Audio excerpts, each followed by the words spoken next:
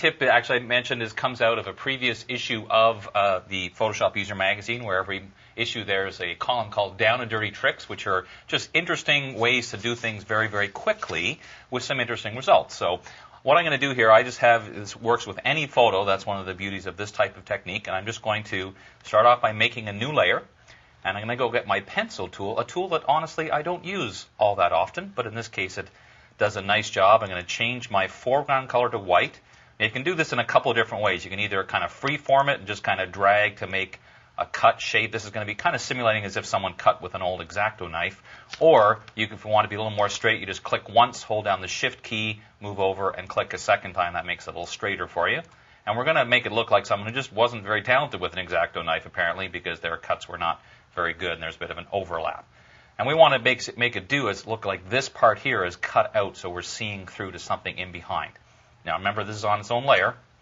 We're going to take our magic wand, just click in the middle of it, so it selects all the middle, add a new layer, which we're going to fill with white. Now since white is my foreground color, I can press Option-Delete on the Mac or Alt-Backspace in Windows to fill that, and then I can deselect it. Now it looks kind of, well, not great at the moment, so I'm just going to switch my layer order so this layer is below. But to give it that really cut-out look, there's one simple little effect that we do, and that's just to add an effect called Inner Shadow.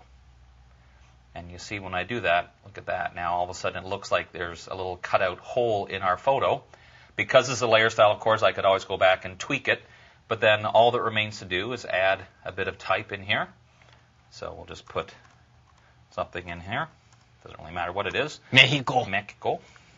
I'll rotate it and maybe scale it down a little bit, but I deliberately want to make it so that it's initially overlapping, because I want to make it look like the type is part of that part that's hidden down below. So with my type layer still active, I hold down Command or Control and click on my white box layer, load as selection, and on my type layer, simply click on the Add Layer Mask button. Now it looks like we're seeing through to that page below. All it remains to do is, see here, if I zoom in, you'll see there's a little link symbol linking the type layer and its layer mask. I want to uncheck that because I want the mask basically to stay put so that I can now click on the type layer, get my move tool, and if necessary, reposition this and move this around. Needless to say, you could create multiple layers in this manner and have a nice little effect that's very easy to add to just about any photo at all.